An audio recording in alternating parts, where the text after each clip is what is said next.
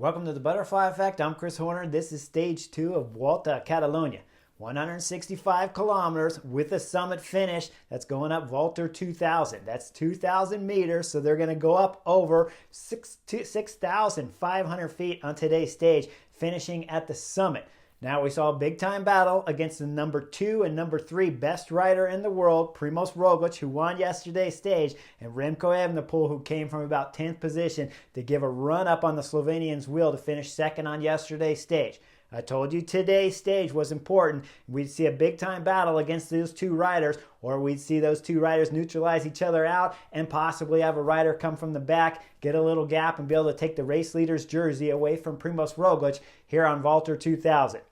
When the racing starts, 8 riders up the road, 2 guys in that break you got to pay attention to because there's 20 seconds down on the general classification. Simone Petilli and, of course, Simon Carr from EF Education. Now, there's not a whole lot of action happening throughout the stage through the first part, but I do want to show you that it's Jumbo-Visma riding solo on the front with Robert Hessing and with Michael Hessman. Those two riders are doing a great job with the gap at about 4.5 minutes when the cameras come on with about 65 kilometers to go.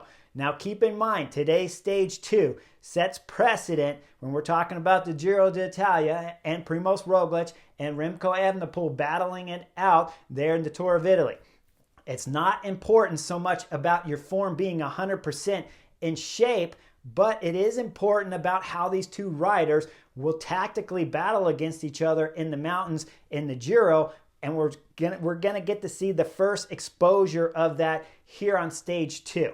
Now, once we get into about 20 kilometers to go, we're coming up to Volta 2000. The climb is really 11.5 kilometers proper at 7.5% pitches all the way to the finish, but it really starts at about 20 kilometers to go, so that's where I'm going to bring in the action here for the butterfly effect. Now, once the peloton's coming into the right bend, we'll see, back the camera up just a little bit. It's the Stana rider back there, Fellini. He's got open ground. He's moving up on the right side of the road, minding his own business. We look a little further up towards the front of the peloton as it starts to pinch. We got one Uno-X rider over there, and he's going to go hard right.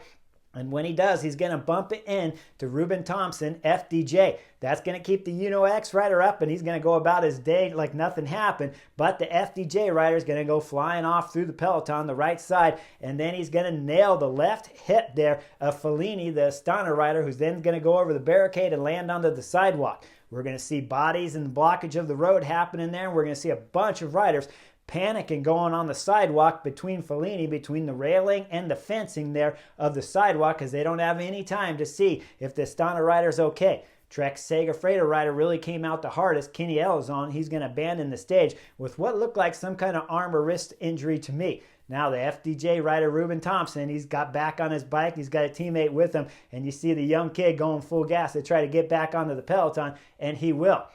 Up front in the peloton, you see Robert Gesink and we see Michael Hessman doing a solid job, and they'll pull to about 14, 13 kilometers to go, and then things start getting nervous, and it's curb to curb. Simon Carr solo up the road as he dropped all of his 7 breakaway companions, and he's trying to hold off the peloton behind. What's interesting when you look at the peloton, it's Ineos, but they got like 2 teams. It's Geraint Thomas with one rider in the center of the peloton, keeping them at the front, and then we look over to the left. It's Egan Bernal with one rider in front of him. Those 2 guys are kind of looking at each other, and they'll start to merge once we see Geraint Thomas drop out of the picture. Egan Bernal is going to be the sole GC rider up here for Ineos, trying to salvage some kind of general classification hopes at Catalunya. Now, I was talking about 10 kilometers to go. Things really start getting exciting when we start seeing Bahrain Victorious come to the front. Don't really like this tactic much when we're sitting on the Chesterfield, because Bahrain Victorious have Mikel Landa, who doesn't really win outright often, but we all know he's a big-time player and goes podium many times.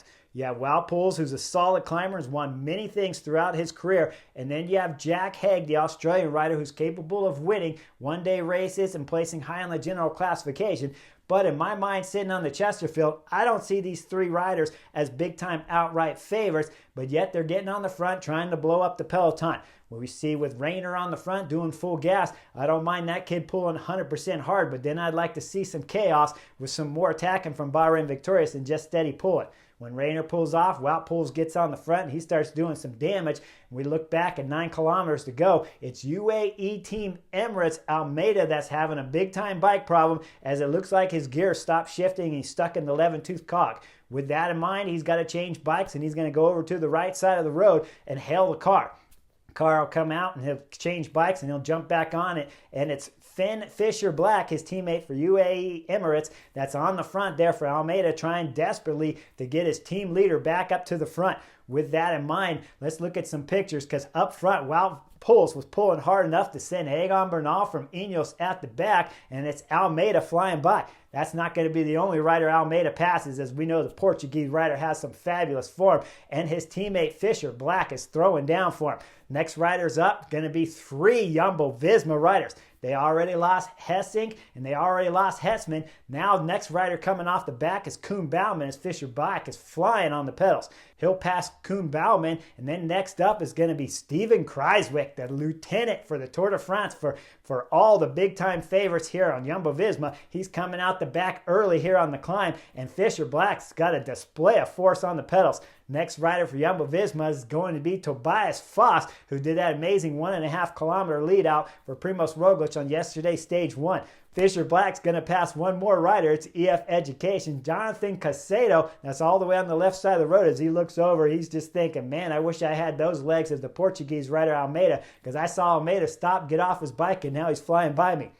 Up front, starting to get exciting, and we're starting to get up into altitude. Now, I want to cover one thing else before we get further up in the altitude. If you're watching the same channel I was on GCN, they're talking about how Remco Evenepoel could be in so much problems once we get up into altitude.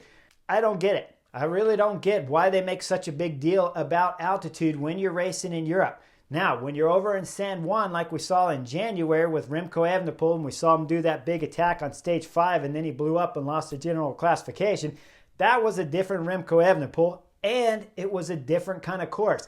That course went up to 8,000 feet, but most importantly, the whole course had you at 3,000, 4,000, 5,000 feet for long exposed times, where when you have a long exposed time at altitude and then you start to climb up altitude, that's when altitude plays a big time part.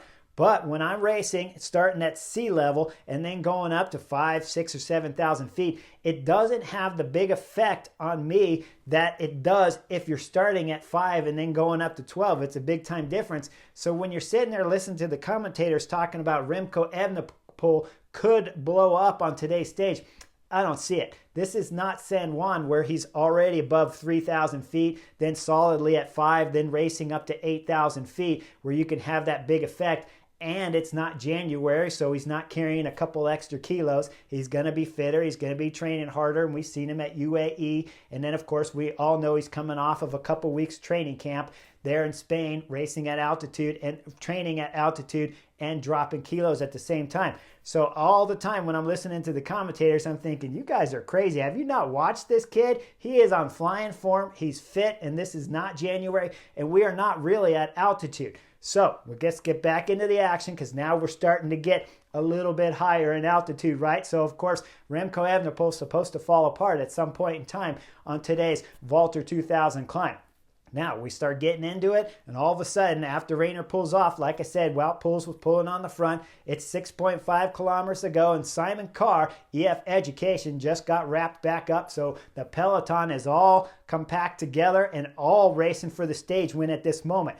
This is when all of a sudden we're going to see it's Esteban Chavez from EF Education. He throws in a big attack going up the left side of the road. And Sepp Kuss, Jumbo-Visma, the last teammate for Primoz Roglic, follows shortly behind Esteban Chavez, but can't quite close the gap. Now, I think this is a big-time knucklehead move, because you're breaking the number one rule on the butterfly effect. And if you guys don't tune in often, the number one rule is you never leave your team leader isolated and alone, especially when his name is Primoz Roglic and he's wearing the race leader's jersey. Let me remind you guys, Esteban Chavez is 10 seconds down on the general classification, and Sepp Kuss is a minute down on the general classification. So what's he going to do when he gets there anyways? At any point in time, just like Almeida at 9 kilometers ago when he had his bike problems, this could happen to Primoz Roglic, and he has no teammate next to him. If I was Almeida, I would have switched bikes with Finn Fisher Black instead of actually waiting for the team car. So if I'm Primoz Roglic, I would want Sepp Kuss right next to me so I could switch bikes immediately and not get gapped off from Remco Evenepoel for very long. Now, Sepp Kuss is up there trying to close the gap. He can't close it. We see Chavez looks over his shoulder. He realizes Sepp Kuss is not on great form, so he does one more acceleration, and the American riders going back to the GC favorites. We see behind, as it was Wout Poole originally pulling, now all of a sudden it's the next guy up, and it's Jack Haig. Jack Haig's going hard on the pedals, trying to make some selection here and bring back the time on Chavez. I don't like any of these tactics at all. You could get off the front right now and you can make Primoz go to work, or make Sepp Kuss come back and have him ride the front, but instead Jack Haig's still driving the front. Now it takes till about 3 kilometers to go and Jack Haig blows up. Now, this is a crucial moment here on stage 2 of Vuelta a Catalunya, because now we're going to see what Soudal Quickstep and what Jumbo-Visma's tactics will be when we're talking about the Giro d'Italia. So this moment sets precedent on what we're going to view witnessing from Giro d'Italia between Primoz Roglic and from Remco Evenepoel. So it's important what the tactics are happening with 3 kilometers to go. Soudal Quickstep decides they're going to ride the front for Jumbo-Visma. Primoz Roglic, as we see, Ian van Wilder gets on the front and starts driving it. We look at the selection behind Remco Evenepoel's wheel, and it's Ciccone on the wheel, followed by Primoz Roglic. This tells me that Primoz Roglic might be in a little bit of a hurt if he's letting other riders between himself and Remco Evenepoel.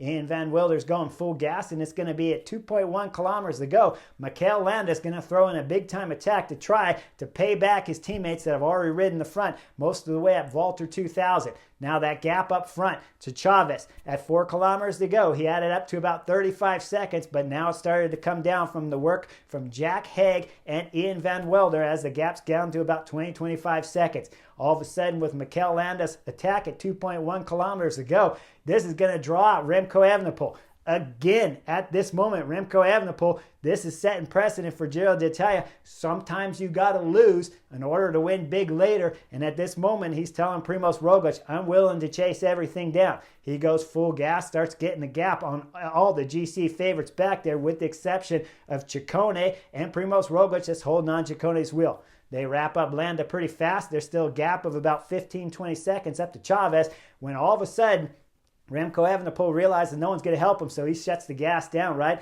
It starts coming back. Back in the peloton there with about 5 kilometers to go, Almeida had attached himself back onto the GC favorites, but he had come back off with the acceleration there from Remco Evenepoel, and it was Marc Soler, UAE Team Emirates, that was trying to bring those guys back up to the group of 4 in front, and there's still Chavez in front of them. Now, one thing to point out, as Remco Evenepoel passed Mikel Landa, this tells you a little something about Primoz Roglic's form, because he actually opens up the gap to Ciccone in front of him and allows Mikel Landa, the Bahrain victorious rider, to slot in between, and he goes 4th wheel. This tells me, while watching on the Chesterfield, that Primoz Roglic might not have his best climbing legs at this moment.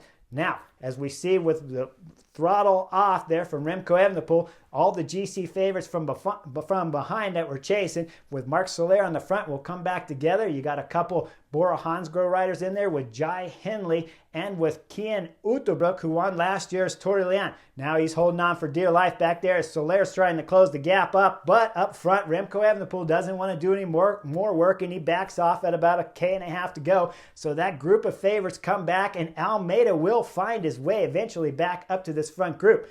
Now, as we see, Remco Evenepoel still riding the front, but he's not riding full gas. At 1.1 kilometers to go, it's time for Remco Evenepoel to try one more acceleration. He does it again, and he gets an immediate separation with him, Ciccone, and Primoz Roglic's 3rd wheel. There's a gap to Mikel Landa, the Bahrain victorious rider, who just can't quite hold the wheel. When we look at the picture from the back, Almeida's coming off, but struggling to get back on too. The Portuguese rider is putting on a display here from 9 kilometers, and it's a display of suffering the most you possibly can as he's trying to get back up to these favorites. Now up front, there's still a gap to Chavez as he's got about 7 seconds with about 800 meters to go, so he's within sight of Remco Evenepoel. Again, Remco Evenepoel, this is a turning point for Giro d'Italia on how you're going to play tactically. And what you're telling Primoz Roglic right now is you're willing to stay on the front and pull 100% as long as you can to try to win the stage. He does one more big acceleration. This will get him to 500 meters to go.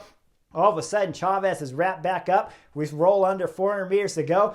Again, Remco Evenepoel throws in a big-time acceleration. This time he separates the group solid with just himself, Ciccone, and Primoz Roglic's third wheel. Behind, Landa's been gapped. All of a sudden, Adam Yates is gapped too. There's a three-way battle for the win here. Stage 2 of Volta a Catalunya. 300 meters to go. There's a left bend. Remco Evenepoel throws in another big acceleration. 200 meters to go. He's still got those guys on his wheel. 150 does another big acceleration. And this will bring Remco all the way to 75 meters where now there's a right bend. Crucial tactical mistake here by Remco Evenepoel, I believe. He comes into this right turn and he goes too wide. It looked like to me like he just needed a moment to relax, and when he relaxed, he went wide. This opens up the inside, so Ciccone gets on the gas fully on the pedals. Primoz Roglic hesitates just a little bit. I'm sure he's a little bit in the red. He didn't look 100% comfortable going up Volta 2000, but he's still there with a shot at the win. They come out of the right turn, and it's 50 meters to go. Ciccone's in the lead. About 25 meters to go. Primoz Roglic almost bumps with Ciccone, and then Ciccone keeps his acceleration going all the way to the line to win today's stage 2 of Volta a Catalunya, while Primoz Roglic crosses the line second in front of Remco Evenepoel, who rounded out the podium here on stage 2. Now, today's stage, big time important for the Giro d'Italia, and it's proved the kind of errors that the young Belgian rider Remco Evenepoel might make. Now, we talked about altitude, not being able to play such a factor, even though all the commentators are telling you differently. This just won't be a factor when you're talking about 0 up to altitude just on its own. You need that prolonged exposure of altitude to have that big time effect on you. Will it affect you some? Absolutely, but not clearly as much as it will when you're racing in Colorado or, of course, San Juan, where you're at altitude all the time. Now, Ciccone's win, remember, he's about 28 years old, and it shows that he's really coming into his own to be able to stay with Primoz Roglic and Remco Evenepoel on a summit finish and win the sprint stage to the finish. So it was a fabulous ride for Ciccone, who's showing me that he's coming good and better throughout his career. Now he's getting up there with the best in the world. Remco Evenepoel didn't like the tactics necessarily. He's on the front for too long. Think it's almost a knucklehead move. Not quite, because Primoz Roglic was always 1-2 wheels behind, which tell you if you're looking back and you're Remco Evenepoel, every time you're looking back, seeing Primoz back there tells you that if he's not directly on my wheel, he might be hurting, so I'm going to do big-time accelerations. But I think he spent a little bit too much time on the front, should have turned it into a tactical battle, and forced Primoz Roglic, Jumbo-Visma, to do more work to tell them, when we get to the Giro, there's no way I'm pulling you around all day long. You're going to have to do something.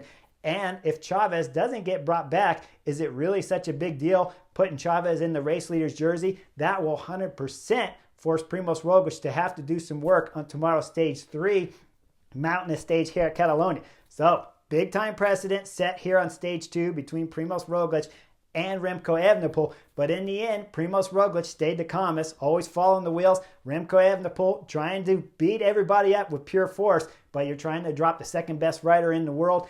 And if you're going to try to drop him, back when Ian Van Wilder pulled from 3 kilometers to 2 kilometers to go, you should have told Ian Van Wilder, I want you to pull for 200, 300, 400 meters max, but I want you to pull 100% as hard as you possibly can. So everybody's in the red. Everybody's on their possible limit that they can possibly be.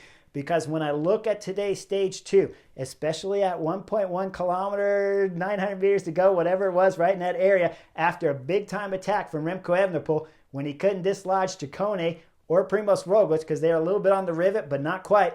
When you see the Belgian kid, he's actually playing around with his front computer. So if you got enough energy at 1 kilometer to go to throw in big-time attacks and then play with your computer, I think Remco Evenepoel has better legs than Primoz Roglic, but tactically are going to have to do something different on tomorrow's stage 3, meaning you're going to have to make it either really harder or you're going to have to play a tactical game and force Primoz Roglic on the front. Either way, today's stage did not disappoint. Almeida, the Portuguese rider, man, did you impress me. I'd have switched bikes with my teammate, though, in the future. But you did impress me with how strong you were.